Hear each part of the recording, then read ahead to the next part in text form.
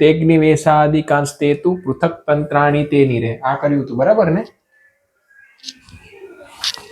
હવે છે ને આપણે એકવાર કરીને પછી આપણે થોડાક અર્થ પણ જાણી લઈશું, એટલે શ્લોક આપણને મોઢે જ થઈ જાય. તો આ આપણે કર્યું હતું કે તે જે છે તે પછી શું હતું? અગ્નિ નો અ હતો, એટલે એ હતો ને એમાં અ મળી જાય એટલે આપણે અવગ્રહ આવી ગયો. એટલે તેગ્નિ વેશાદિકાંસ્તે તુ પૃથક તંત્રાણી તે નિરે. બરાબર, એ રીતે આપણે એનું ઉચ્ચારણ કર્યું હતું. પૃથકમાં અહીંયા હલંત હશે આ રીતે, એટલે પૃથક તંત્રાણી તે નિરે. ચાલો એક એક વાર બધા પહેલા આ ઉપરનો શ્લોક બોલી લે, એટલે આપણે ધીરે ધીરે મોઢે પણ થશે ને એનો અર્થ પણ જોશું આપણે. તો મિહિરભાઈ પહેલા બોલશે. પહેલું આટલો ઉપરનો જ ભાગ, ખાલી આ ઉપરનો એક શ્લોક, 1 2 8 ચરણનું આ ને 8 ચરણનું, એટલે 8 દુ 16 ચરણનું આ પહેલો પાદ આખો, પહેલા 2 ચરણ.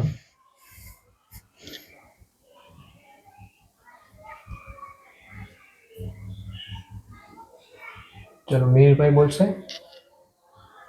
બોલશો મિહિરભાઈ તમે કે મિતુલભાઈ બોલશે? વંચાય છે ને?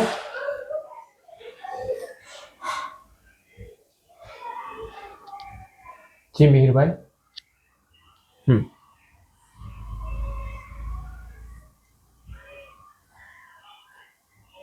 બહુ સરસ. હવે મિતુલભાઈ. હા હા, કઈ નહીં કઈ. હા ચલો પહેલા હું કરી લઉં.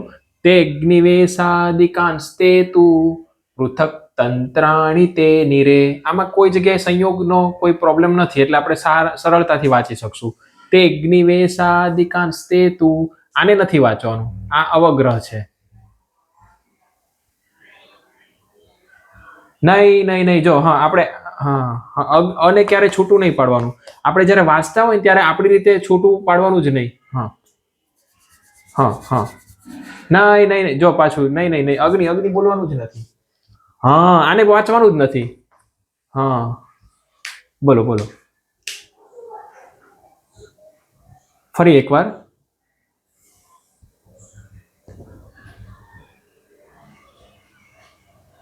કાસ્તે નથી, કાંસ્તે છે. આ ઉપરનો આપણને વંચાવવો જોઈએ, અમ બોલાવવો જોઈએ.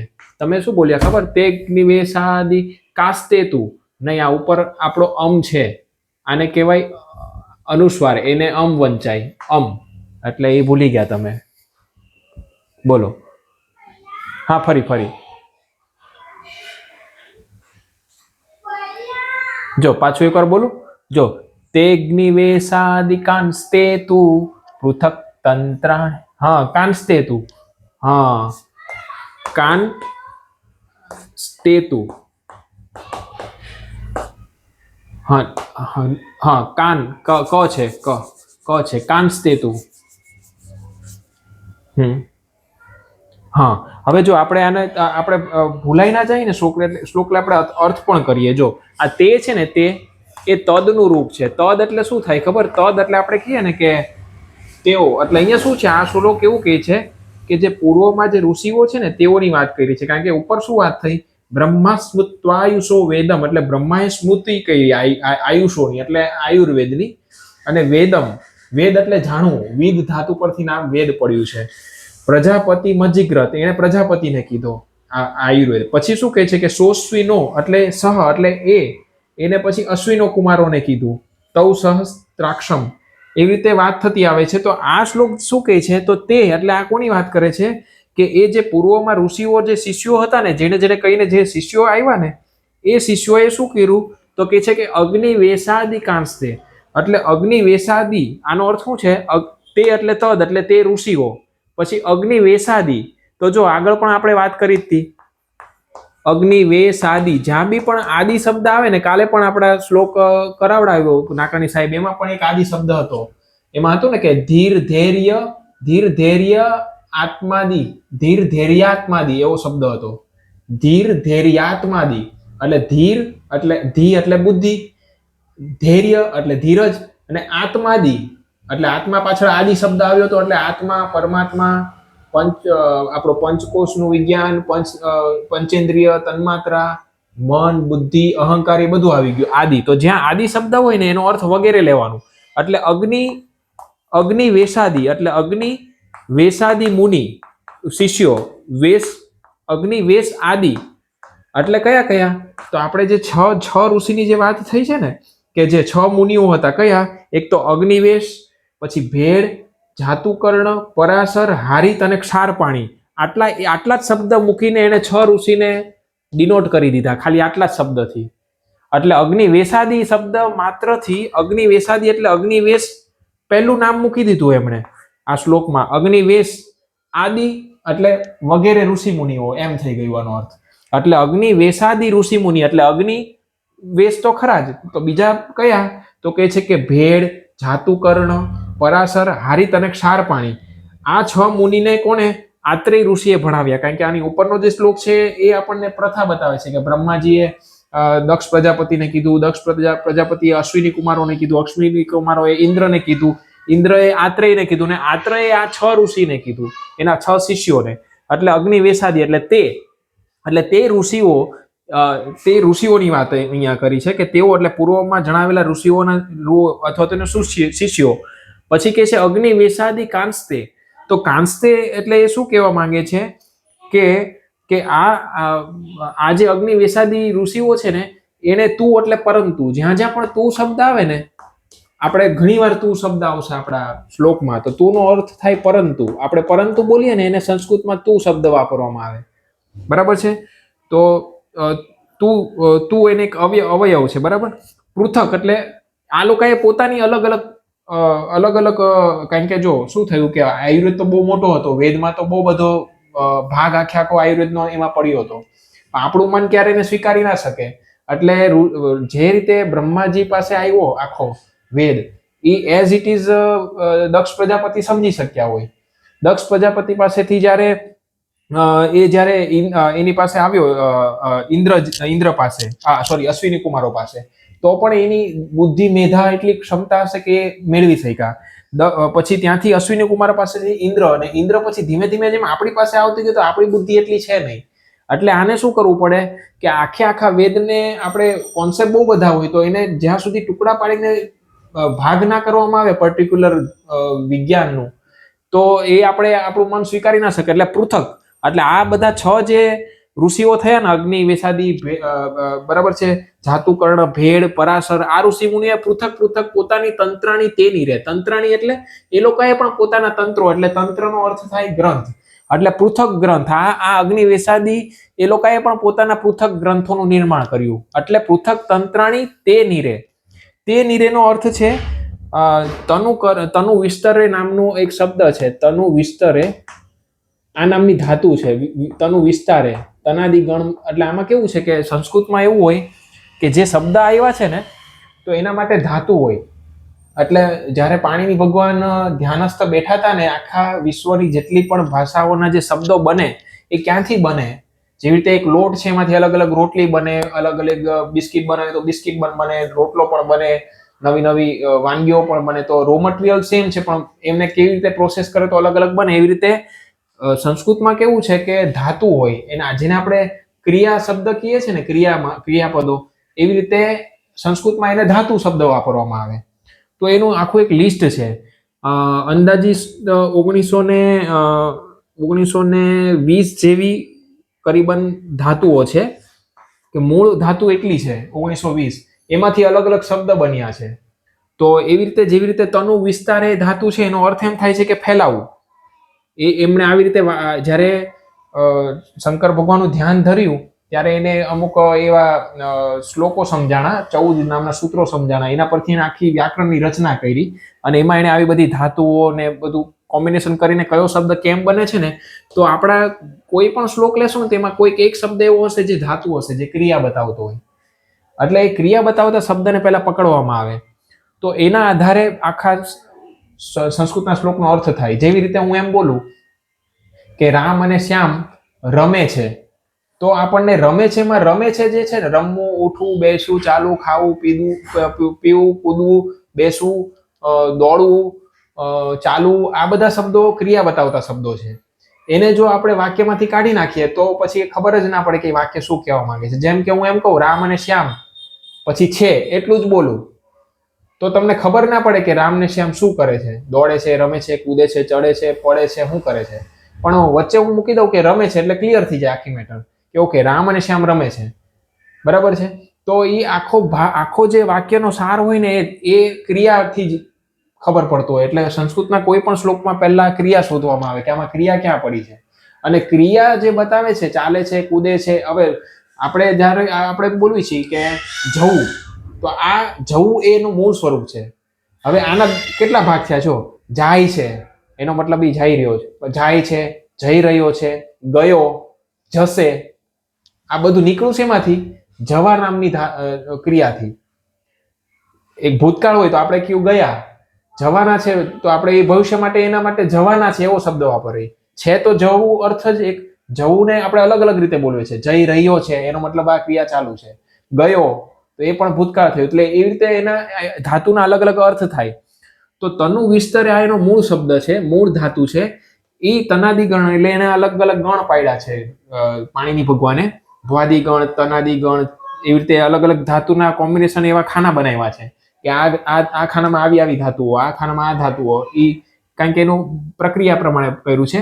તો આ તનાદી ગણમાં તનુ વિસ્તરે ધાતુ પરથી તે નીરે શબ્દ બન્યો. એટલે તનુ વિસ્તરે અહીંયા એનો અર્થ છે અને અહીંયા એ ધાતુનું નામ છે. તો આનો અર્થ એમ થાય છે કે વિસ્તરણ કરવું. આના પરથી આ શબ્દ આવ્યો છે તે નીરે. જેવી રીતે મેં કીધું ને કે ગયા, જવું, ચાલુ, એ જે શબ્દો છે એમાં ગયું ગયા એટલે મતલબ જવું. ખાલી જવું શબ્દ છે એ ખાલી મૂળ ધાતુ છે, એમાંથી અલગ અલગ પડ્યું. જવું છે, જાય છે, જશું, જઈ રહ્યા છે, એ બધું એમાંથી પડ્યું. એવી રીતે તનુ વિસ્તરેમાંથી તનુની જગ્યાએ તે નીરે બન્યું. એટલે એનો અર્થ શું થયો કે તે નીર એટલે વિસ્તારણ કર્યું. એટલે એને શું કર્યું કે આ જે અગ્નિ વેશાદી જે ઋષિ હતા ને એને પોતાની પૃથક તંત્રો એટલે પોતાના પૃથક ગ્રંથો રચીને એનો વિસ્તાર કર્યો. એટલે તે નીરે શબ્દ એવી રીતે આવ્યો છે. તનુ વિસ્તારે નામની ધાતુ પરથી આવ્યો છે. એટલે તે અગ્નિવેશાદિકાંસ્તે તું પૃથક તંત્રાણી તે નીરે. એટલે કે આ ઋષિઓએ જે પેલા વાત કરી એ બધા ઋષિઓ થકી આ જે અગ્નિ વેશાદી જે ઋષિઓ બીજા 6 જે આવ્યા એમણે શું કર્યું? એમણે પણ શું કર્યું? પૃથક તંત્રાણી પોતાના પૃથક ગ્રંથો રહીચા વિસ્તારણ કર્યું એનું પણ. એટલે તે નીરે. એટલે આટલો શ્લોક આપણો અહીંયા થયો. ચલો કોનું ઉચ્ચારણ બાકી છે પાછું એકવાર આ રીતે બોલો. એટલે આપણે થોડો થોડો અર્થ જોતા જશો એટલે તમને શ્લોક મોઢે થશે. શ્લોક મોઢે કરવાની રીત શું છે? સવારે ઉઠીએ ને કાં તો સાંજે સુવે ત્યારે તમારે 5 વાર પહેલા એકવાર શ્લોક જોઈ લેવાનો કે તે અગ્નિ વેશાદિકાંસ્તે તું, આટલું જ ખાલી બોલવાનું. તે અગ્નિ વેશાદિકાંસ્તે તું, ભૂલાઈ જાય તો પાછું જોવાનું. તે અગ્નિ વેશાદિકાંસ્તે તું, તે અગ્નિ વેશાદિકાંસ્તે તું, તે અગ્નિ વેશાદિકાંસ્તે તું. એ રીતે બોલતું રહેવાનું 5 વાર. તમને આખું યાદ ન રહે ને તો ખાલી આટલું જ યાદ રાખવાનું. એક દિવસ રાત્રે ખાલી 5 થી 6 વાર ખાલી આટલું જ બોલતા બોલતા સુઈ જવાનું. સવારે ઉઠશો ને તો તમને આના અડધા શ્લોક યાદ જ રહી ગયો છે. સવારે તમે જયારે દંત મંજન કરવા બેસો કે બ્રશ કરવા બેસો ત્યારે તમે ખાલી એકવાર આ પાછું યાદ કરી દેશો ને, બ્રશ કરતી વખતે વારે વારે આનું જ રટણ તમે કરશો ને તો આખા દિવસમાં પછી સાંજે તમને આ શ્લોક મોઢે જ થઈ ગયો હશે. આ એની રીત છે. પણ એ ડાયરેક્ટ એપ્લાય નહીં કરવાની. કેમ નહીં કરવાની? સૌથી પહેલા ઉચ્ચારણ આપણું સેટ કરી દેવાનું કે આપણને એ ખબર હોવી જોઈએ કે આનું ઉચ્ચારણ સાચું આ જ છે, પછી જ એને મોઢે કરવાનું. નહીંતર શું થશે? સીધો જ તમે મોઢે કરવાનો પ્રયત્ન કરશો ને તો ખોટું ઉચ્ચારણ તમને અહીંયા કાયમ માટે યાદ રહી જશે. એટલે સૌથી પહેલા જ્યાં સંયોગ છે એને મેળવી, એનો મેળ પાડી અને પહેલા સાચું ઉચ્ચારણ પહેલા સમજી લેવાનું. ભલે એ પછી અડધો આટલો શ્લોક હોય તો પણ વાંધો નહીં. જરૂર નથી કે તું સુધી યાદ રાખવાનું. તેગની વેસાદી આટલું જ યાદ રહ્યું તમને, કઈ વાંધો નહીં. તેગની વેસાદી યાદ રાખો. બીજા દિવસે કાંસ્તે તું યાદ રાખો તો તેગની વેસાદી કાંસ્તે તું બીજા દિવસે. ત્રીજા દિવસે પૃથક તંત્રાણી તે નીરે. બરાબર. પછી ચોથા દિવસે આખો બોલવાનો તેગની વેસાદી કાંસ્તે તું, પછી પૃથક તંત્રાણી તે નીરે.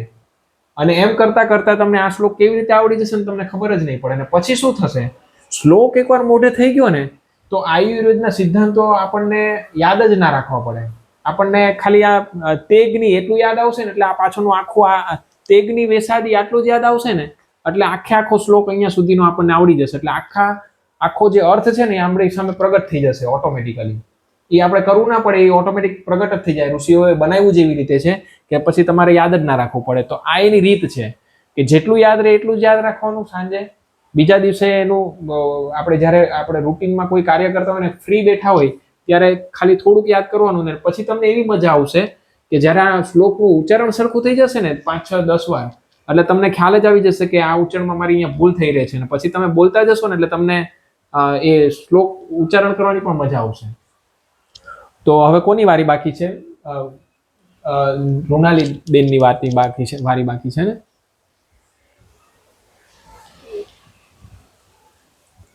હા, આટલું જ છે. આ પહેલું જ આપણે લીધું છે.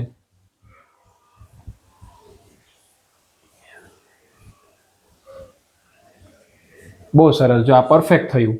આપણે છે ને આપણે જો આમાં એવું થયું છે કે પહેલો જે શ્લોક છે ને એમાં 2 ચરણ ભેગા કરીને એક નંબર આવી ગયો. મતલબ જો જ્યાં આ એક લીટી હોય ને, આને દંડ કહેવામાં આવે.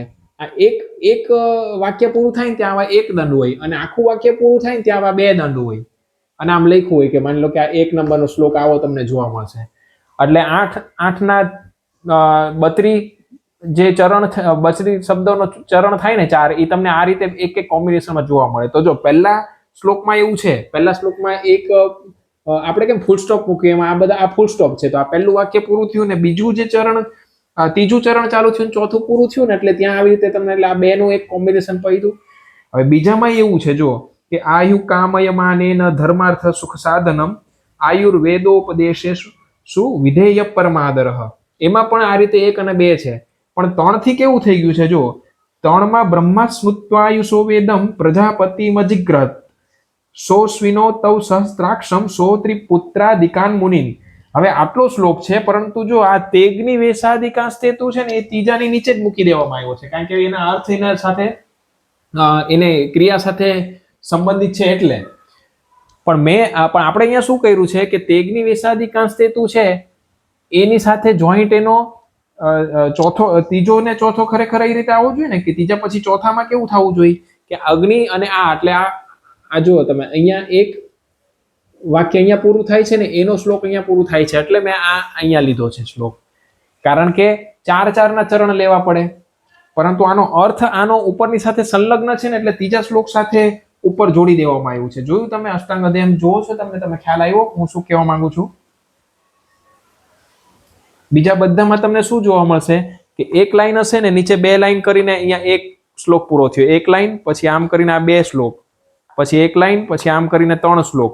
હવે ત્રીજા શ્લોકમાં કેવું થયું કે ચોથા શ્લોકની પહેલી લાઈન ને ત્રીજા શ્લોકના અંતમાં મૂકી દેવામાં આવી છે. આ આઈરિયા તેગની વેશાદી વાળો એકચ્યુઅલી છે ચોથાની સાથે, એટલે મેં અહીંયા મૂક્યો છે. કારણ કે આપણે જ્યારે ઉચ્ચારણ કરશું ને ત્યારે કેવું થશે કે ત્યારે જે આ પહેલું ચરણ બરાબર, આ બીજું ચરણ બરાબર, આ ત્રીજું ચરણ અને આ ચોથું ચરણ, તો જ્યાં ચોથું ને બીજું ચરણ જ્યાં આ પૂરું થતું હોય ને આપણું વાક્ય, ત્યાં છેલ્લે લઘુ છે એનો ગુરુ આપણે કરવાનો આપણને હક છે.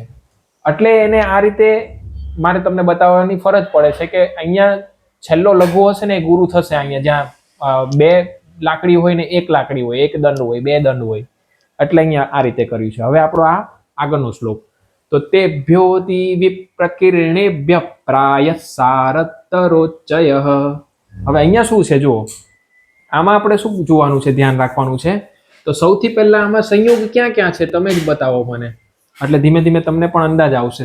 શ્લોક શીખતા તમને પણ પોતે જાતે શ્લોક શીખતા થઈ જશો ને, એના માટે જરૂરી છે કે તમે પોતે આમાં સંયોગ શોધતા શરૂ થાવ. પહેલા આમાં સંયોગ ક્યાં ક્યાં છે, અને સંયોગ છે ને આપણે એમ એક વસ્તુ એ પણ છે કે સંયોગ બધે જોવાની પણ જરૂર નથી.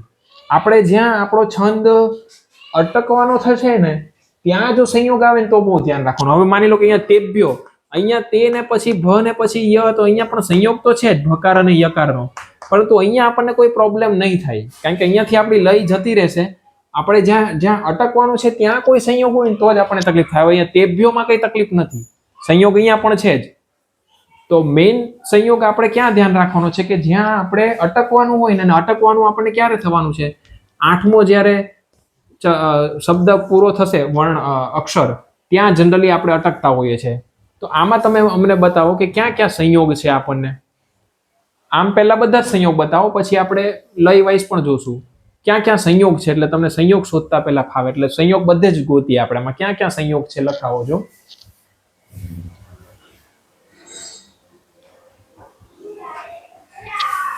જી કઈ જગ્યાએ?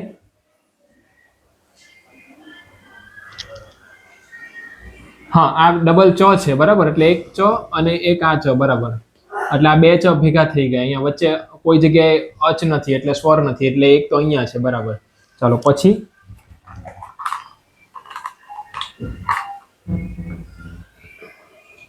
જી કઈ જગ્યાએ?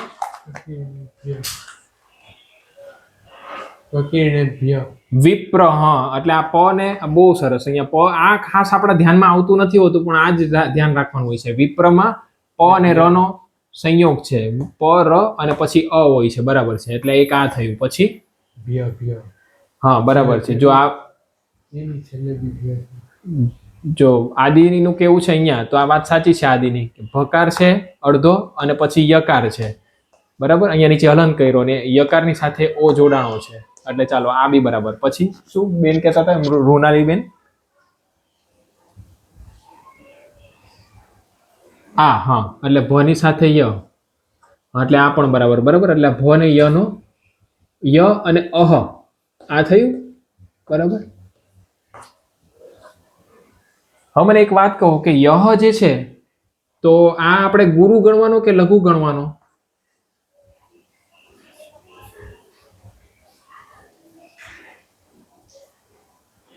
હા, આને ગુરુ ગણવાનો. બહુ સરસ. એટલે આ ગુરુ જ છે બરાબર. હવે પછી બીજી કઈ જગ્યાએ છે સંયોગ? છે હજી બીજા કોઈ સંયોગ? હજી એક સંયોગ રહી ગયો, તમે ધ્યાનથી જોશો ને તો બે. હા, ક્યાં છે સંયોગ? હજી બે સંયોગ છે, બે જગ્યાએ છે સંયોગ હજી. હા, જો આ પ્રાયમાં આ ખાસ જોવાનું, કારણ કે આપણો છંદ અહીંયા આપણો છંદ અટકશે. જો અહીંયા આપણો છંદ, એટલે અહીંયા તો ખાસ જોવાની જરૂર છે. આપણો છંદ અહીંયા અટકશે ને, એટલે આની આગળ તો ખાસ જોવાનું. એટલે આપણા માટે મહત્વનો આ બહુ મહત્વનો થઈ જશે. ખાસ આ જ જગ્યા મહત્વની હોય, જ્યાં આપણો છંદ અટકવાનો હોય ને એની આગળ ખાસ જોવાનું. એટલે આ બહુ મહત્વનો ભાગ છે અહીંયા. હજી એક રહી ગયો.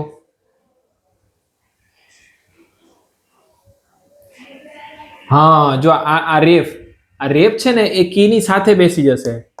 કીર બરાબર, એ રેફ આગળ વાળા સંચય થાય બરાબર. અને પછી ણ તો પછી તો એ તો ઠીક છે. હવે જુઓ, બહુ સરસ, તમે ઘણા આગળ પહોંચી ગયા. એટલે ધીરે ધીરે તમે આનાથી એલિજિબિલિટી તમારી ઓર વધશે. તો જો હવે થાય છે શું કે આપણે અહીંયા શું ઉચ્ચારણ કરશું? તો જો તે ભ્યો, અહીંયા આ જે છે અવગ્રહ એ વાંચવાનો નથી, એટલે તે ભ્યોતી વિપ આટલું ખાલી બોલવાનું. આપણે ખાલી આટલું જ બોલવાનું. તે ભ્યોતી વી. હવે જો આ પ્ર નો પ છે ને એ એકવાર વિપ સાથે જોડાઈ જશે, એટલે આટલું જ બોલવાનું પહેલા. તે ભ્યોતી વિપ બોલો, આટલું જ ખાલી બોલો. તે ભ્યોતી વિપ.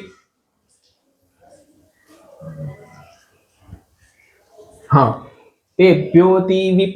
પ બોલતા આપણો હોઠ એકવાર અહીંયા ચોટી જ જવો જોઈએ, આમ છૂટવો ના જોઈએ. જો આપણો પ છૂટી જશે ને, હું આમ બોલીશ ને તે ભ્યોતી વિપ, તો અ નીકળી ગયો.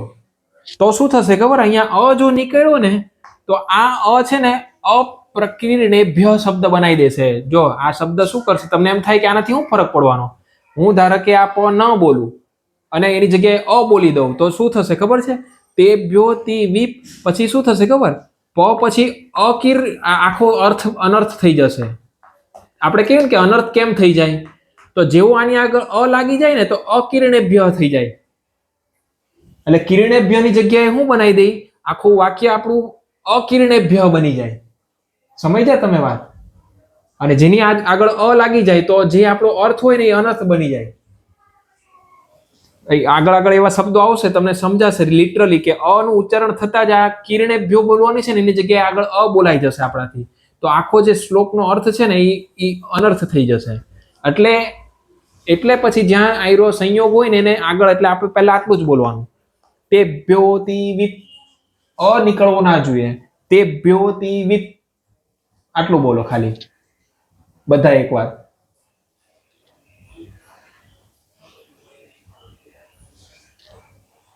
હા, તેભ્યોતી વિપ, તેભ્યોતી વિપ, તેભ્યોતી વિપ, બસ. હા, તેભ્યોતી વિપ. હવે આપણે એનો કેમ આવું કરીએ છીએ? કારણ કે અહીંયા સંયોગ છે, તો આગળ જે લઘુ છે એ શું થઈ જશે? ગુરુ થઈ જાય, એના માટે કરીએ છીએ. તો ગુરુ આપણે તેભ્યોતી વી એમ કરીને વીને વધારીને નથી કરવાનો, પરંતુ પ્ર અને પમાં પ અને ર નો જે પ છે ને એને આની સાથે બેસાડીને વધારવાનો છે. આ મૂળ નિયમ યાદ રાખવાનો છે કાયમ, બીજું કઈ જ નથી આ શ્લોકમાં. કોઈ પણ જગ્યાએ શ્લોક વાંચો. હવે પાછું શું થશે ખબર? આ પ ત્યાં સુધી આપણો જોઈન્ટ રહેશે હોઠનો, ક્યાં સુધી? જ્યાં સુધી આખું પ્રકીર્ણેભ્ય લય આપણી ચાલુ ના થાય. એટલે શું? તે ભ્યોતિ વિપ પછી પ્રકીર્ણેભ્ય, એટલે પાછું આપણે અહીંયા શું બોલશું? પ્રકીર. હવે ઓલો રે છે, રેપ છે ને એ આની સાથે વંચાશે, એટલે પ્રકીર્ણેભ્ય આમ આપણે ઉચ્ચારણ કરશું. એટલે પ બે વાર સંભળાશે, આની સાથે પ ને ર તો થવાનો જ છે. એટલે તેભ્યોતિ વિપ પ્રકીર્ણેભ્ય, તેભ્યોતિ વિપ પ્રકીર્ણેભ્ય. બોલો, જો હવે ખાલી આટલું જ બોલો. હું બોલાવું એટલું બોલો તમે. તેભ્યોતિ વિપ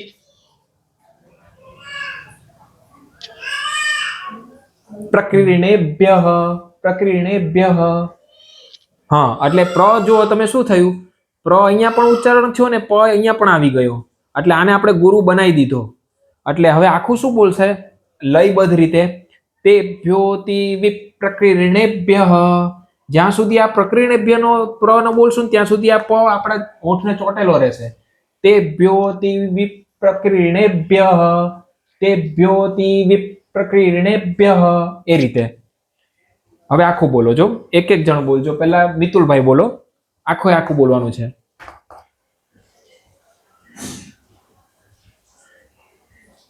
પ્રકીર્ણેભ્ય, પ્ર પછી કીર્ણેભ્ય, પ્રકીર્ણેભ્ય. જો બે વસ્તુ છે, તમે હા પ્રકીર્ણેભ્ય પાછું બોલો.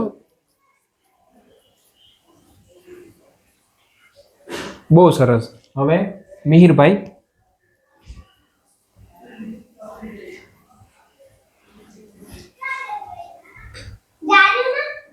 બહુ સરસ. આ વિપ સાથે પછી પ્રકીર્ણેભ્ય, એટલે આ પને છોડવાનો નથી, આપણે હોઠને ચોટેલો રાખવાનો છે ત્યાં સુધી જ્યાં સુધી પ્રકીર્ણેભ્યનો પ્ર આપણે ના બોલીએ. હવે કોણ બાકી રહ્યું? હા, ઋણાલીબેન.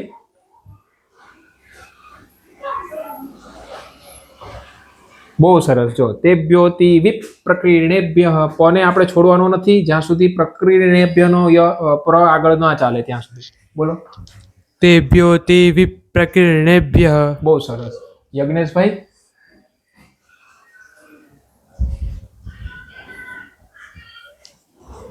યજ્ઞેશભાઈ બાર લાગે છે. અચ્છા, ચલો કઈ વાંધો નહીં. એકવાર કરાવડાવીએ યજ્ઞેશભાઈ પાછું એકવાર. હલો. જો મતલબ તેભ્યોતિ વિપ પ્રકીર્ણેભ્ય આટલે સુધી આપણે પહોંચ્યા, બરાબર.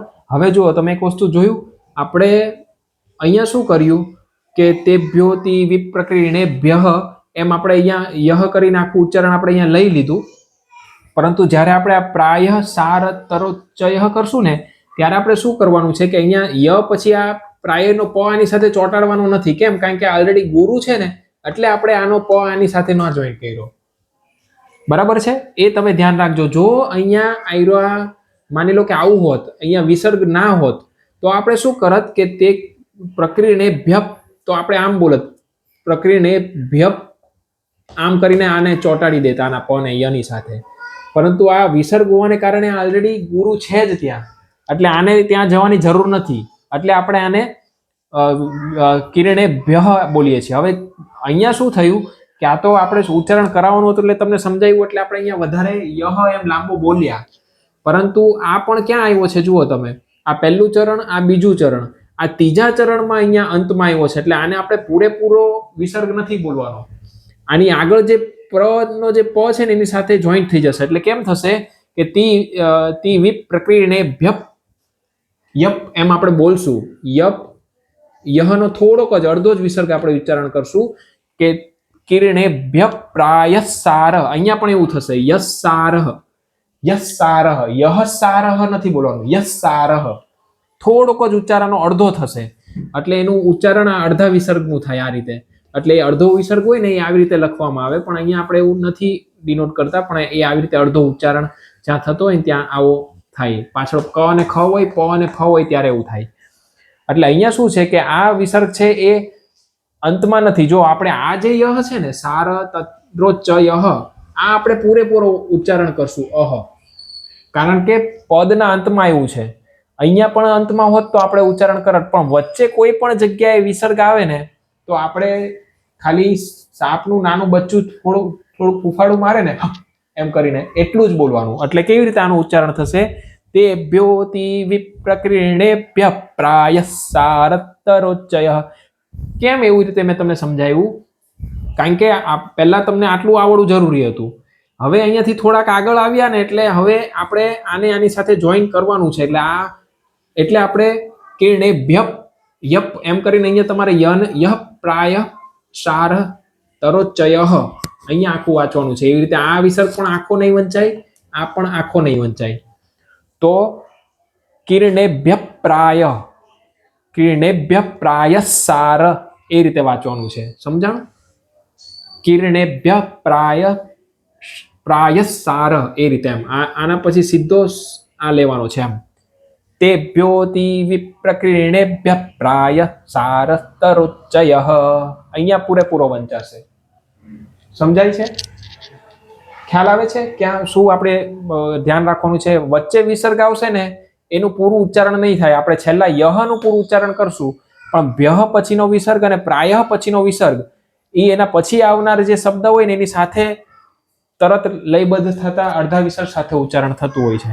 તો હવે આપણે બોલશું અહીંયા તેભ્યોતિ વિપ્રકૃણેભ્ય પ્રાય સાર, અહીંયા સુધી બોલીએ. પ્રાય સાર તરોચય તો પછી બોલી શકશું. એટલે આટલું કરશું ને એટલે આપણને આ બે વિસર્ગનું જોડાણ કરવાનું આવડી જશે. બોલો જો મિતુલભાઈ.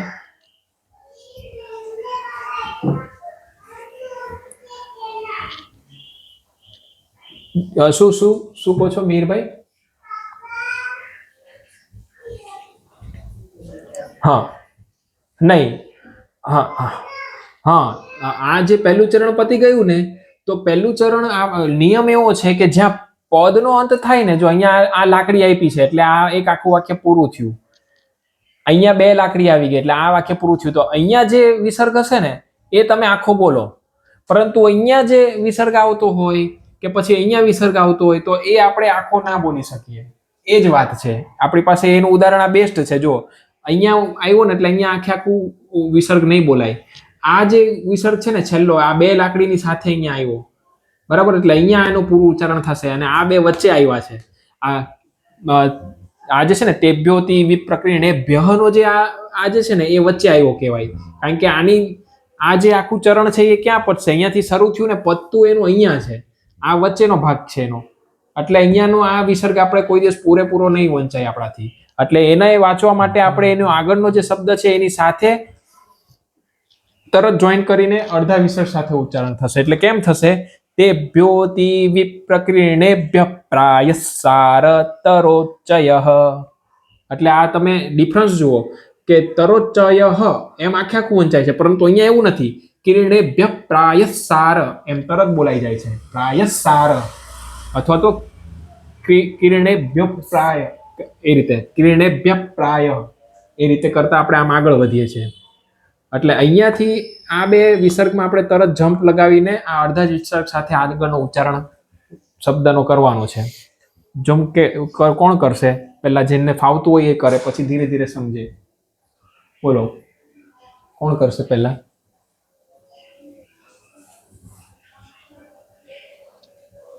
હા, બહુ સરસ. જો કેવું તમે તરત જ કિરણેભ્ય પ્રાયસ એમ તરત લઈ લીધું. કિરણેભ્ય એમાં પણ આવું જ થાય છે. કિરણેભ્ય આપણી જીભને તરત પ સાથે જોઈન થઈ જાય છે.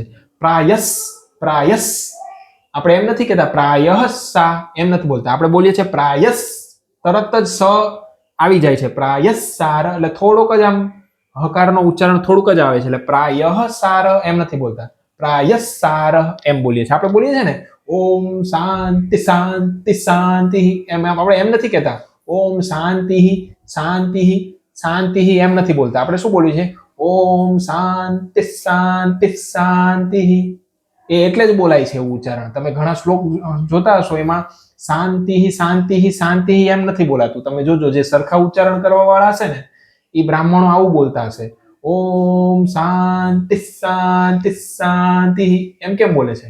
એ એટલે બોલે છે કારણ કે અહીંયાથી સીધો જ શાંતિ શાંત એમ એટલે બોલે છે. નિતન તો શું બોલત? ઓમ શાંતિ શાંતિ શાંતિ એમ નથી બોલતા. એનું કારણ જ આ છે કે ઓમ શાંતિ શાંતિ શાંતિ એમ બોલે છે. એનું કારણ જ આ છે કે આ વિસર્ગ જે છે એ રીતે ઉચ્ચારણ થશે. બોલો જો હવે, એટલે તમે જો છેલ્લો જે હી બોલે છે ને શાંતિ હી, એમાં આપણે સીધું સંભળાય છે, વચ્ચેના બે શાંતિ શાંતિમાં નથી સંભળાતું. એટલે ઓમ શાંતિ શાંતિ શાંતિ હી તો કેમ છેલ્લામાં સંભળાવું? કારણ કે એ વિસર્ગ છેલ્લો છે. સમજાણું? તો છેલ્લો વિસર્ગ હોય ને એ જ આપણે પૂરો ઉચ્ચારણ કરવાનો. બોલો જો. કોનું બાકી છે? મીરભાઈ? હા હા હા, તમે બાકી, મિતુલભાઈ.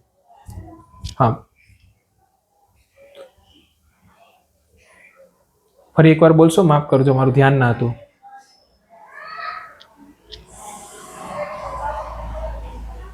નહીં, જો તમે વ્યભ્ય નહીં નહીં નહીં, જો તમે શું બોલ્યા કિરણેભ્યઃ બોલી દીધો, નથી બોલવાનું એવી રીતે. એ જ આપણે સમજવાનું છે કે હા તેભ્ય એમ તરત પ પર આવી જવું જોઈએ આપણું.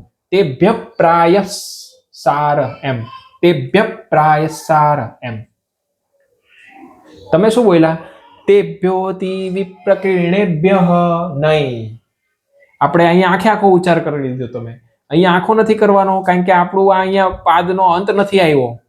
આ ચરણ ચાલુ છે આપણું, આગળ પ્રાયઃ છે, એટલે તેભ્યોતિ વિપ્રકિરણેભ્ય, તેભ્ય પ્રાયસ એમ, એ રીતે આગળ જવાનું છે. બોલો જમ પાછું.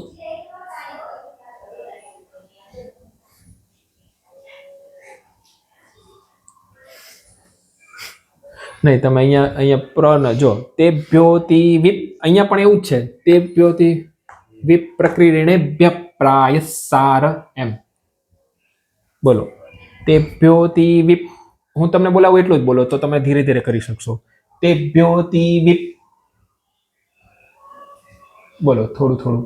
તેભ્યોતિ વિપ,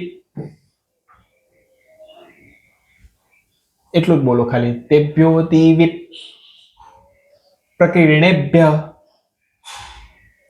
હા, હવે અહીંયાથી બોલાવું ને એ તમે બોલજો. પ્રકિરણેભ્ય, પ જે એના પછીનો જે પ છે ને એ પણ બોલવાનો છે. તેભ્યોતિ વિપ્રકિરણેભ્ય, ભ્યપ બોલવાનું છે. હા, ભ્યપ, ય પછી પ પ્રકારનો પ લેવાનો છે, બરાબર છે. તેભ્યોતિ વિપ્રકિરણેભ્ય પ્રાયસ, પ્રાયસ એમ કરીને. એટલે જો તેભ્યોતિ હા પ્રાયસ સારતરોચ્ચય, પ્રાયસ સારતરોચ્ચય. બોલો જો પ્રાય સા, નહીં ચાર નથી, પ્રાયસ સારહ, નહીં પ્રાયસ સારતરોચ્ચય. હા, પ્રાયસ સારતરોચ્ચય, બરાબર. હા, પ્રાયસ સારતરોચ્ચય. આને આખે આખો બોલવાનો છે. બહુ સરસ, આ પરફેક્ટ થયું. હવે જો આનો આપણે અર્થ પણ જોતા જઈએ એટલે તમને ખ્યાલ આવતો જાય કે આ શ્લોક શું કહેવા માંગે છે. એટલે અર્થ પણ સમજતા જશો એટલે શ્લોક મોઢે કરવામાં સારું રહે. તો જો અહીંયા છે ને તેભ્ય એટલે છે ને અહીંયા તેભ્ય છે, તેભ્ય એનું સંધિનું રૂપ થઈને તેભ્યો થઈ ગયું છે. એટલે તદનું રૂપ છે. તદ એટલે આપણે કહીએ ને તદ એટલે તેની વાત કરીએ કે આપણે કહીએ ને તે, આ તે પેલું આમાં જે બોલતા હોય ને એની જ વાત છે. તો આ તે આપણે જેને કહેવી છે ને કે તે, એટલે આ તદ, એમાં તદ કહેવામાં આવે, સંસ્કૃતમાં તદ કહેવામાં આવે. તો તદ એટલે તે, તો એનું જે આ રૂપ છે તેભ્ય, બરાબર છે. તો તેભ્ય એટલે તેમની પાસેથી, એટલે તે ગ્રંથોમાંથી એમની, એટલે તે તદ એટલે આ ગ્રંથની વાત કરી રહી છે. તો તેભ્યો પછી આગળ વાત થાય છે. તેભ્ય પછી શું છે ખબર? આ અવગ્રહ બન્યો છે કારણ કે આપણે કીધું હતું ને તમને કે અવગ્રહમાં અ આગળમાં જતો રહ્યો હોય ને, એટલે અહીંયા અહ છે, વિસર્ગ હોય આગળ અને પછી પાછળ અ હોય તો આ વિસર્ગમાં આગળ આ મળી જાય અકાર એટલે આપણે આવી રીતે ઓ થઈ જાય છે, બરાબર છે? આ ઓ થઈ જાય છે અને આ વગ્ર થઈ જાય છે. તો અહીંયા એવું જ થયું છે કે તેભ્ય એટલે તદ એટલે તે, અને અહીંયા શું છે અતિ, પાછળ શબ્દ આવે છે અતિ વિપ્રકીર્ણેભ્ય, બરાબર છે? આવું છે. હવે આનો અર્થ શું થાય? તો જો તેભ્ય એટલે તે ગ્રંથની વાત છે, બરાબર છે? અતિ એટલે અતિશય, અતિશય, અને આ પ્રકીર્ણેભ્ય જે છે એટલે એનો અર્થ થાય છે વિખરાયેલું. પ્રકીર્ણેભ્યનો અર્થ થાય છે વિખરાયેલું. તો આજે જે જે આયુર્વેદ હતો ને આખો વિખરાયેલો હતો બધી જગ્યાએ, બરાબર છે? અલગ અલગ બહુ વિખરાયેલી અવસ્થામાં હતો એમ. એટલે એમ કે છે કે તે ગ્રંથોમાં અલગ અલગ રીતે આ રીતે વિખરાયેલો હતો ને, તે ગ્રંથોમાંથી શું કરવામાં આવ્યું, એ વિખરાયેલા ગ્રંથોમાં અલગ અલગ પડ્યો હતો. એટલે અતિશય આ વિખરાયેલી હાલતમાં પડેલું હતું આ બધું જ્ઞાન. એટલે તેભ્યો અતિ, અહીંયા અતિનો આવ્યો છે એટલે અતિ વિપ્રકીર્ણેભ્ય, કે આ વિખરાયેલી અવસ્થામાં જે આ અતિશય વિખરાયેલી અવસ્થામાં આ તે પડેલું હતું, બરાબર છે? પ્રાયઃ એટલે મોટા ભાગે, મોટો ભાગ આખો આયુર્વેદનો આ રીતે પડ્યો હતો. તો આ લોકોએ શું કર્યું? તો કે છે કે પ્રાયઃ એટલે મોટા ભાગે, બરાબર? એ તો આપણને ખબર જ છે કે સામાન્ય રીતે મોટા ભાગે એનો અર્થ થાય. ને પછી પાછળ શું આવ્યું છે? સારતર અને છે ને પછી ઉચ્ચય, આવું છે. આમ ઉચ્ચય, તમે એક વસ્તુ માર્ક કરજો, જ્યાં જ્યાં પણ આપણા સંસ્કૃતના શ્લોક હશે ને એમાં જ્યાં અ હશે ને પાછળ ઉ હશે ને, અહીંયા જો ર ની પાછળ અ છે અને અહીંયા ઉચ્ચય, જ્યાં અ ને ઉ હશે ને તેનો ઓટોમેટિકલી છે ને ઓ બની ગયો હશે, એનું ઓ બની જાય. એક સૂત્ર છે એનું. તો એ જનરલી એટલે જ્યારે આ બે ભેગા થાય ને ત્યારે અ અને ઉ ભેગા થાય ને ત્યારે ઓ બની જાય. એટલે સારતરોચ્ચય એમ કરીને રો નું ઓ થઈ ગયું, એવી રીતે થયું છે. અને છૂટા પાડશો ને તો આ રીતે બનશે સારતર ઉચ્ચય.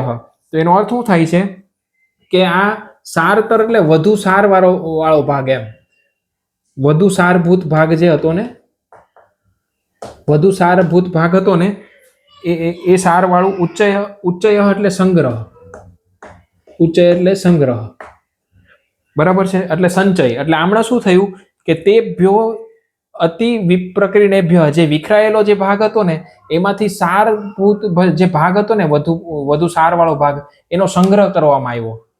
એટલે એ અષ્ટાંગ હૃદયમની વાત કરે છે કે આ જે ગ્રંથ છે ને એ આવી રીતે જે મતલબ આ જે વિસ્તાર મતલબ અલગ અલગ જગ્યાએ આ રીતે વિખરાયેલો પડ્યો હતો ને, તો એને સારભૂત આ લોકોએ શું કર્યું કે એને આ રીતે એકત્રિતકરણ કરીને સારભૂત ભાગનો એનો સંચય કર્યો એમ. એટલે અહીંયા આપણને જોવા મળશે કે એની પછીના શ્લોકમાં આવશે કે એ સારભૂત ભાગ લીધો ને એનું જ નામ પછી અષ્ટાંગ હૃદય પડ્યું. આના પછીના શ્લોકમાં આવે છે કે ક્રિયતે અષ્ટાંગ હૃદયમ નાતિ સંક્ષેપ વિસ્તરમ. એટલે ક્રિયતે એટલે ક્રુ ધાતુ પરથી, જેવી રીતે ઓલામાં આપણે તનુ વિસ્તારે ધાતુ પરથી શબ્દ પડ્યો તો તેની રે, એવી રીતે ક્રિયતે શબ્દ જે આવ્યો છે ને એ ક્રુ ધાતુ, જ્યાં જ્યાં પણ તમે આગળ જશો ને એટલે ત્યાં આ ક્રુ ધાતુ આવવાની જ છે. ક્રુ ધાતુમાંથી ડુક્રુઈકરણે નામની ધાતુ છે, ડુક્રુઈકરણે. આ ધાતુમાં ક્રુ એટલે આ ઉડી જાય, એ કોડિંગ છે બધા. તો ક્રુ ધાતુમાંથી કરોતી, પછી આ ક્રિયતે, એ બધા શબ્દ નીકળ્યા છે. તો જ્યાં કરવાના અર્થમાં કોઈ બી વાત હશે ને એ ડુક્રુઈ ધાતુ પરથી પડે છે. તો અહીંયા આપણે ક્રિયતે અષ્ટાંગ હૃદયમનું જે છે ને, ક્રિયતે અષ્ટાંગ હૃદયમ નાતિ સંક્ષેપ વિસ્તરમ, એટલે એવું કે છે કે ના બહુ સંક્ષેપમાં કે ના કોઈ બહુ વિસ્તારમાં આ અષ્ટાંગ હૃદયમ નામનો ગ્રંથ રચાણો. કારણ કે આપણા શરીરમાં મૂળ આપણે કહીએ કે હૃદય, આપણે કહીએ આ બહુ મહત્વનો ભાગ છે હૃદય. એવી રીતે આ બધા જેટલા સૂત્રો હતા આયુર્વેદના એ બહુ વિશાળ વિસ્તૃત હતા, તો પણ લોકો સમજી ના શકે, ટૂંકમાં પણ આયુર્વેદ સમજી ના શકે. એટલે આમણે શું કર્યું, અષ્ટાંગ હૃદયમ થકી વાઘભટ ઋષિઓએ એમનો સાર જે ભાગ હતો એ જ ભેગો કરીને એના ગ્રંથ રૂપે પ્રગટ કર્યો, કે બહુ વિસ્તાર રહી નહીં ને બહુ સંક્ષિપ્તમાં પણ નહીં, કામનું હોય એટલું હૃદય એટલે સંગ્રહ પછીનો ગ્રંથ એમણે હૃદય લખ્યો. તો હૃદય કારણ કે એટલામાં બધો સાર આવી જાય એમ. એટલે અહીંયા કીધું છે કે તેભ્યોતિ વિપ્રકીર્ણેભ્ય પ્રાય સાર તરોચય, કે આ બધામાંથી પ્રાય મૂળ ભાગ મૂળ મહત્વનું જે છે વધારે મોટા ભાગનું એ સારતરોચ્ચય એટલે કે સારતર જે ભાગ હતો વધુ સારો વાળો ભાગ એનો સંગ્રહ કરીને આ આગળ જતા અહીંયાના એક શ્લોકમાં આવશે કે એનો સંગ્રહ કરીને પછી આ અષ્ટાંગ હૃદયમ બનાવ્યો છે. તો આટલું ખ્યાલ આવ્યો. તો હવે આખો શ્લોક શું થયો? તે અગ્નિવેશાદિકાંસ્તે તુ પૃથક તંત્રાણી તે નિરે તેભ્યોતિ વિપ્રકીર્ણેભ્ય પ્રાય સારતરોચ્ચય. આ એનું ઉચ્ચારણ થયું. હવે આખો શ્લોક બોલીએ આપણે એકવાર બધા.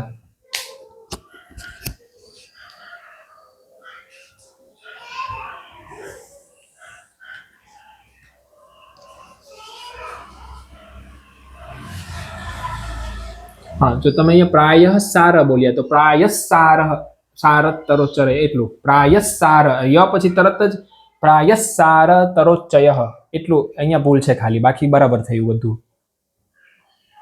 બરાબર મિહિરભાઈ?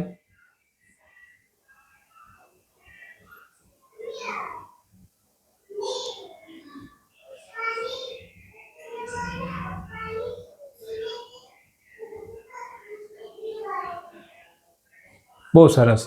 અને અહીંયા છે ને વિપ એમ થવું જોઈએ કે વિપ પ્રકીર્ણેભ્ય, કારણ કે અહીંયા પણ પ છે એ આની વિપ સાથે જોડવાનો છે એટલે વિપ પ્રકીર્ણેભ્ય એવું થવું જોઈએ. અહીંયા આ વિપ સાથે બોલાવવો જોઈએ. બાકી તો બધાનું બરાબર છે. તમે કરો એકવાર. તેગ્નિવેશાદિકાંસ્તે તુ પૃથક તંત્રાણી તે નિરે તેભ્યોતિ વિપ્રકીર્ણેભ્ય પ્રાય સારતરોચ્ચય. પ્રાય સારતરોચ્ચય. બરાબર આ રીતનો ભલે આપણો એક શ્લોક થાય તો પણ વાંધો નથી, પણ આપણે ધીરે ધીરે શીખશું. આજે ઘણો સમય આપણો આ શ્લોકમાં ગયો, પરંતુ આપણને શરૂઆતમાં જ વાર લાગશે, કારણ કે હું તમને જે સમજાવવા માંગુ છું આપણી ભૂલ થાય છે ને એ એકવાર આપણને ખબર પડી જશે પછી આપણે સ્પીડમાં લખ્યા વગર પણ કરી શકશું. આપણને ખાલી એટલી ખબર હોવી જોઈએ કે અહીંયા ભૂલ થાય છે બસ, એટલે ધીરે ધીરે આપણે એને એ રીતે સમજતા જશું. હવે તમારે ખાલી કંઈ જ નથી કરવાનું. આ શ્લોક આજે રાત્રે 2 વાર 3 વાર બોલીને જેટલો આવડે એટલો, અડધો આવડે તો અડધો, તે અગ્નિવેશાદિ કાંસ્તે તુ આટલું જ આવડે તો આટલું જ. પછી બીજા દિવસે પૃથક તંત્રાણી તે નિરે સવારે, તો આખો શ્લોક તમારો એક આખો આટલો ક્લિયર થશે. પછી તેભ્યોતિ વિપ્રકીર્ણેભ્ય પ્રાય સારતરોચ્ચય. આ રીતે આ લયબદ્ધ તમારે આ લયબદ્ધતા આવવી જોઈએ. તેભ્યોતિ વિપ્રકીર્ણેભ્ય પ્રાય સારતરોચ્ચય. આવી લયબદ્ધતા તમારી આવશે ને એટલે આખો શ્લોક પછી તમે સારી રીતે ઉચ્ચારણ કરી શકશો. તો થોડોક આજે કરજો. આજે અડધે લગી થઈ શકે તો અડધે લગી, જેટલો થાય એટલો આજે સાંજે કરજો. એક શ્લોક આપણે મોઢે કરતા જશું તો આપણું મોઢે પણ થતું જશે અને આપણો અષ્ટાંગ હૃદય પણ મજબૂત થતો જશે રહેશે, અને સંસ્કૃત પણ સાથોસાથ શીખાતું જશે. કોઈ પ્રશ્ન હોય તો તમે કહો, બાકી 9:55 થઈ ગઈ છે.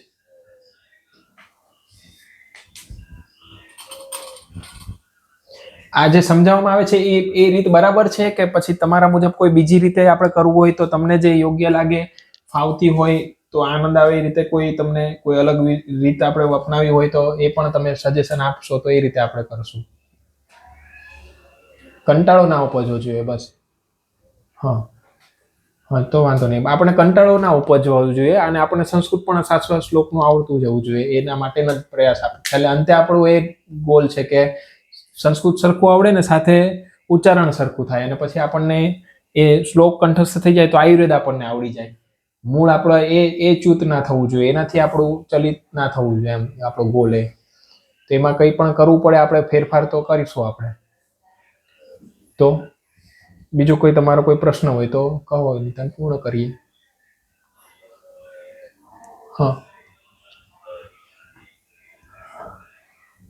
હા, એમાં શું કરવાનું છે ખબર? જો એક તો 3 જાતના સ છે આપણા, એમાં ઘણાનો પ્રોબ્લેમ થાય. મારે પણ પહેલા એમાં જ થતો હતો પ્રોબ્લેમ. સ છે ને 3 જાતના છે. ક્રમશઃ જોઈ તો પહેલા આ શ છે, પછી આ શ છે અને એક આ સ છે. તો છે ને આ જે છે ને આપણે આમ બોલીએ ને આ શ આપણે આ જે આપણી જીભ છે ને આ રીતે છે ને, તો આ ભાગ જે છે ને આપણો, તમે એમ બોલજો, ટ બોલો, ટ, ઠ, ડ અને ઢ. આપણે આ ઉચ્ચારણ જ્યાંથી કરવી છે ને, આ ઉચ્ચારણ ત્યારે આંખ બંધ કરીને તમે જોજો કે તમારી જીભ ક્યાં અડે છે. ટ, આમ થોડીક ઊંધી થઈને ઉપર આમ અડે છે. ટ, ઠ, ડ, ઢ, ટ, ઠ. ત્યાં એક જ જગ્યા પર આ તમે જ્યાં બોલો છો ને ત્યાં જ જીભ એક જ જગ્યાએ અડે છે. ટ, ઠ, ડ, ઢ. આમ જીભ આપણી આમ ઊંધી થાય છે, આમ ઊંધી. આમ ટ, ઠ, ડ, ઢ, એમ આમ આમ આમ આમ ઉપર અડે છે. આમ ટ, ઠ, ડ, ઢ, એમ ઉપર આ ભાગ આપણો ટચ થાય છે. તો થાય છે એક જ જગ્યા પર લાગે છે. ટ, ઠ, ડ, ઢ, એને મૂર્ધા કહેવાય. એ જે સ્થાન પર તમારી જીભ અડે છે ને, ટ, ઠ, ડ, ઢ માં જ્યાં તમારી જીભ અડે છે ને એને કહેવાય મૂર્ધા. એ આપણા દાંતથી થોડીક ઉપરની જગ્યાએ ત્યાં અડે છે. ટ, ઠ, ડ, ઢ. આ દાંતની પાછળ ઉપર ત્યાં એક જગ્યાએ અડે છે.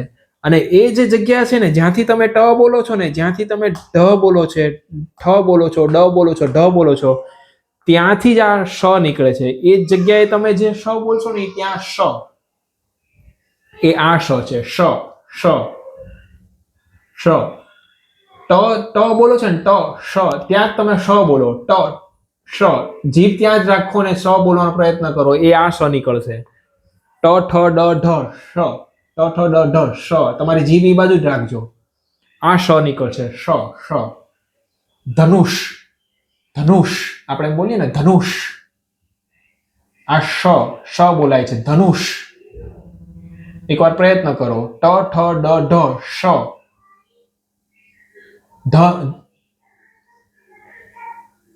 શ, ધનુષ. ટ, તમારે ધનુષ, ધનુષ. એટલે આમ થોડીક હવા નીકળશે. શ, એ જે હવા જાય છે ને એ તમારી ત્યાં એ મૂર્ધાના સ્થાન પર એ હવા નીકળે છે. આ ધનુષ, એ જે હવાનો ભાગ, પવનનો ભાગ, જે વાયુ ફેંકાય છે ને એ તમને આ મૂર્ધા પર તમને ફીલ થાય છે. એને મૂર્ધા કહેવાય, દાંતની ઉપરનું સ્થાન. તો ધનુષ, ધનુષ્ય આપણે બોલીએ ધનુષ્ય. તો એ જગ્યાએ તમારો જે શ બોલાય છે ને તે આ ધનુષનો શ છે ને એ મૂર્ધન્ય શ છે. એ ટ, ઠ, ડ, ઢ પર થાય છે. હવે આ કયો છે? આ ક્યાં ઉચ્ચારણ થાય છે? તો આ તમે જ્યાંથી તમે ચ, છ, જ અને ઝ, આપણે આ જ્યાં બોલ્યું છે ને ચ, હવે તમે બોલો ચ માં શું થશે ખબર? જ્યાં તમારી મૂર્ધામાં ટ, ઠ, ડ, ઢ માં ઉપર જીભ અડતી હતી ને એનાથી થોડીક નીચે આવશે. ચ, તમે જો દાંતથી થોડીક ઉપર ચ, તમારી જીભ ત્યાં દાંતથી થોડીક ઉપર ચ ત્યાં અડશે. ચ, છ, જ, ઝ. આ બધી જગ્યાએ જીભ તમારી એક જ જગ્યાએ અડે છે. તમે ટ્રાય કરો, આ બોલવાથી જ ખબર પડશે, આ સાંભળવાથી ખબર નહીં પડે. તમે એકવાર તમારી રીતે બોલો.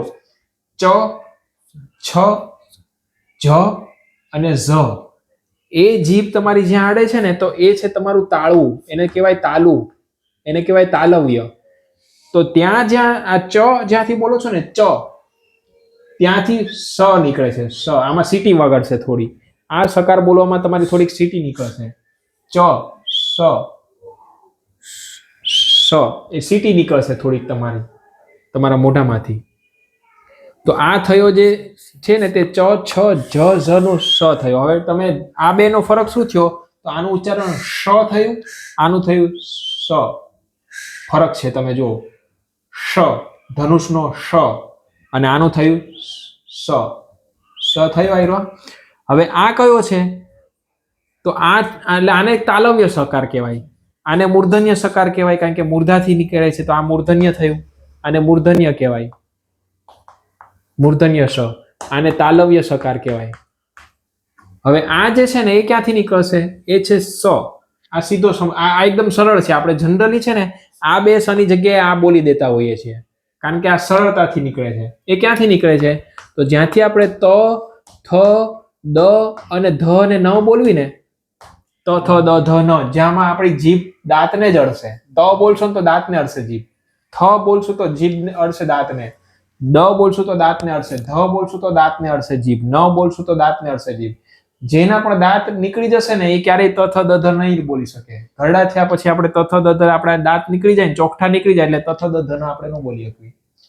તો આ તથ દધ જ્યાંથી નીકળે છે એ ક્યાંથી નીકળે છે? એ દાંતથી નીકળે છે, દંતનો ભાગ છે.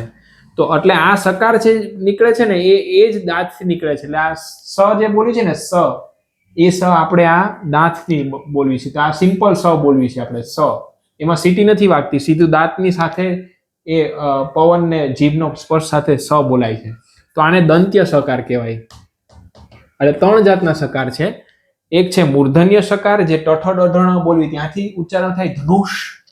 એક તાલવ્ય સકાર, બરાબર છે, એનું ઉચ્ચારણ થાય તાળવથી, જ્યાં આપણે ચ છ જ અહીંયા બોલવી છે એ તાળવાથી નીકળે છે. અને આ છે સ, એ દંત્ય સકાર, એ તથ દધ ન જ્યાંથી બોલી છે ત્યાંથી આ સ નીકળે છે આપણું, બરાબર છે. એટલે આ 3 જાતના સ છે. તમે એકવાર બોલો છો એટલે આપણે જોઈએ. 3 સ તમે બોલો એકવાર. આ પહેલો સ.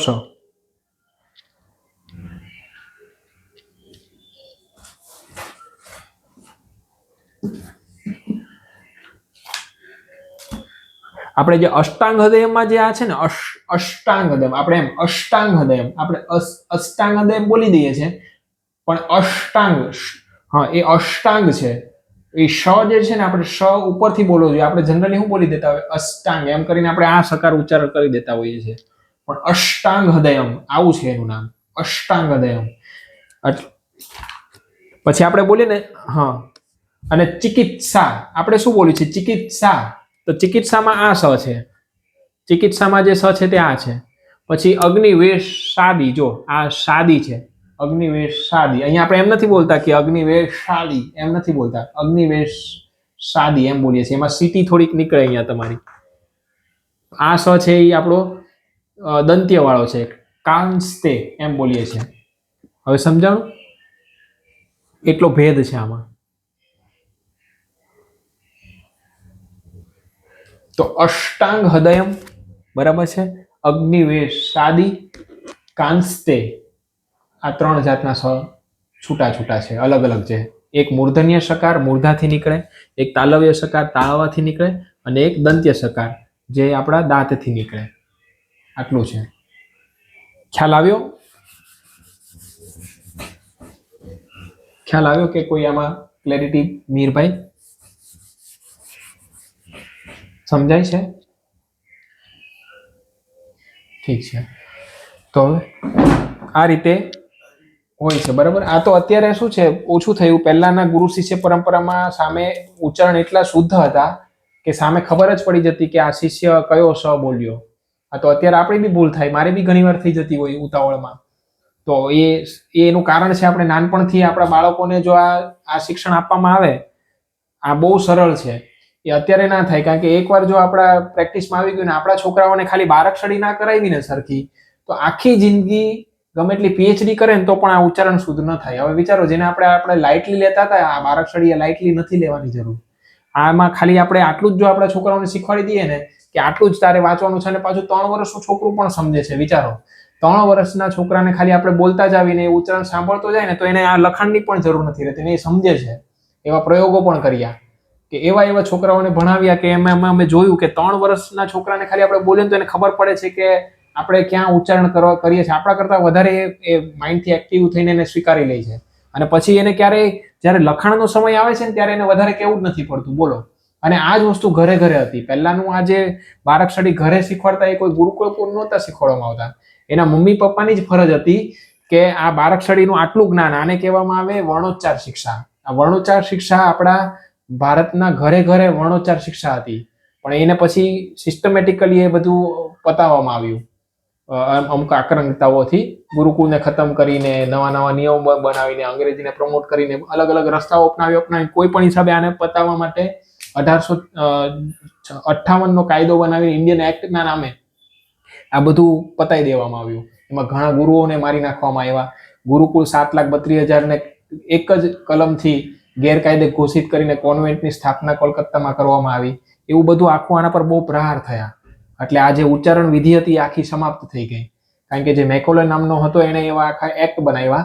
એને એના પપ્પાને પત્ર પણ લખ્યો કે આપણે જો આ ભારત દેશને પતાવવું હશે ને તો એની આ ગુરુકુળ પ્રથા પહેલા ખતમ કરવી પડશે, કારણ કે બધી વિદ્યા અહીંયાથી આવે છે. એને સર્વે કર્યો હતો એ બધા એ જે આવ્યા હતા, એક તો મૂરો હતો ને એક આ મેકોલે હતો. એ લોકોએ નક્કી કર્યું કે આ દેશને પતાવવું હોય તો તમારે પહેલા આ વિદ્યાઓ ખતમ કરવી પડશે. તો એને એક્ટ બનાવીને ગુરુકુળને ગેરકાયદે ઘોષિત કરી દીધા. એટલે એને જે પૈસા મળતા હતા સમાજના સ્તરથી ચાલતું હતું એ બંધ થઈ ગયું, ઇલીગલ ઘોષિત થયા. અને 7,32,000 ગુરુકુળ પૂરું થતા જ મેકોલોની એને કીધું કે જો અંગ્રેજો એવું વિચાર્યું કે અંગ્રેજી સ્થાપના થઈ જશે ને, એકવાર લોકો અંગ્રેજી ભણતા થઈ જશે ને તો એના દેશમાં આપણા માટે કામ કરતા લોકો તૈયાર થશે, આપણે જતા રહેશું તો પણ આ દેશ કાયમ માટે ગુલામ રહેશે એવી. અને એ લોકો સફળ રહી ગયા એમાં. ઇન્ડિયન એજ્યુકેશન એક્ટ બનાવ્યો. એમાં આ જે વર્ણોચ્ચાર શિક્ષા હતી એ ખતમ થઈ ગઈ. ગુરુકુળની પ્રથા હતી એના પર ઘાત લાગ્યો. તો આ બધું જે ઉચ્ચારણ હતું, વિદ્યા હતી, એ બધી ધરવડાઈ ગઈ. એટલે આના પર આની પાછળ બહુ મોટું હજી પણ એવા પ્રયાસ થાય છે કે આ જેમ બને એમ આ બધી વિદ્યાઓ હજી નષ્ટ થાય, પણ કોઈને કોઈ કાળે એ અટકેલી છે, બચેલી છે. કારણ કે ઘણા લોકો પ્રયાસ કરે છે કે આ વસ્તુ ટકે. તો નાના છોકરાને ખાલી આટલું શીખવાડી દો ને તો એટલું સરસ ઉચ્ચારણ થઈ જાય ને તો આગળ પછી બાકીનું કામ તો એની જાતે કરી લે. એટલે વર્ણોચ્ચાર શિક્ષા જ મહત્વની છે. એ જ ખાલી એકવાર શીખવાડી દેવાનું. આમાં ઘણું છે, હજી અડધું આપણે નથી શીખ્યા. એ સમય આવશે ત્યારે શીખવાડશું. આપણે જ્યારે આ ઉપર મીંડું હોય ને એ કેવી રીતે કન્વર્ટ થઈ જાય ને પંચમ વર્ણમાં, એ પછી આપણે ક્યારેક વિષય લેશું ને તો એ હજી થોડુંક રહી ગયું છે. તો એ આપણે જ્યારે જરૂર લાગશે ને ત્યાં હું સમજાવીશ. તો એ પંચમ વર્ણ ખાસ બાળકને શીખવાડી દેવાના, એટલે એનું ઉચ્ચારણ શુદ્ધ થઈ જાય. ત્યારે પૂર્ણ કરીએ. ઓમ પૂર્ણમદ પૂર્ણમિદમ પૂર્ણાત પૂર્ણમુદચ્યતે પૂર્ણસ્ય પૂર્ણમાદાય પૂર્ણમેવાવશિષ્યતે. ઓમ શાંતિ શાંતિ શાંતિ.